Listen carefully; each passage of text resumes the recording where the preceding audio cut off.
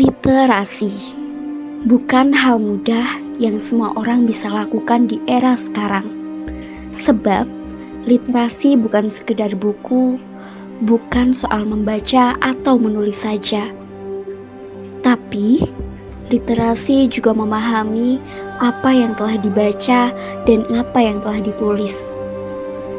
Tetapi kembali lagi di era sekarang, sekedar melihat tumpukan-tumpukan buku saja banyak yang mengeluh. Padahal ini bukan sekedar buku, tapi gerbang menjemput ilmu. Faktanya, dibanding menjemput ilmu, 99% orang lebih memprioritaskan rasa malasnya, mewajarkan kebodohannya, bahkan bangga dengan nilai tinggi, tapi akal yang berkembang. Teknologi digital yang seharusnya bermanfaat justru memperbudak. Alih-alih mencari jati diri, banyak anak muda memilih meninggalkan bangku sekolah yang membuatnya kehilangan masa depan. Entah sampai kapan budaya kemalasan dan tradisi kebodohan ini akan berkembang. Apakah sampai kebodohan menjelma menjadi kemiskinan yang menghiasi penjuru negeri? Atau terus berharap hidup baik, tapi menolak keluar dari lingkaran kebodohan? Sebab, kemiskinan bukan sekedar kurangnya harta, tapi juga akibat dari kemalasan yang dipelihara. Maka, mulailah membudayakan literasi, karena ilmu adalah jalan keluar dari kebodohan.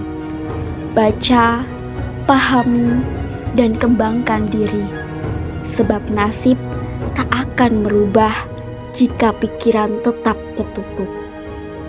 Jangan biarkan ketidaktahuan menjadi warisan. Jadikan membaca dan belajar sebagai kebiasaan, sebab memilih untuk tetap bodoh adalah kemunduran, dan mereka yang menguasai ilmu akan menguasai masa depan. Mengabaikan ilmu adalah awal dari kehancuran. Ketika ketidaktahuan dibiarkan, dampaknya tak hanya merugikan diri sendiri, tapi juga merugikan orang lain. Pada akhirnya, kebodohan itu memakan korban. Maka, manfaatkan teknologi untuk belajar dan bijak menggunakan gadget dalam literasi digital. Sebab perbanyak literasi mencerdaskan generasi. Jangan biarkan informasi berlalu tanpa dipahami. Jangan jadikan kebodohan sebagai kebanggaan. Dan jangan terus-menerus menebarkan kemalasan dan berhenti menormalisasikan joki tugas, malas membaca, apalagi pergaulan bebas.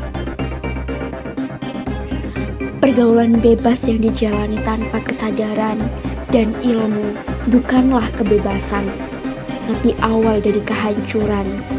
Sebab pada akhirnya, kebodohan adalah hal yang paling dekat dengan kemiskinan.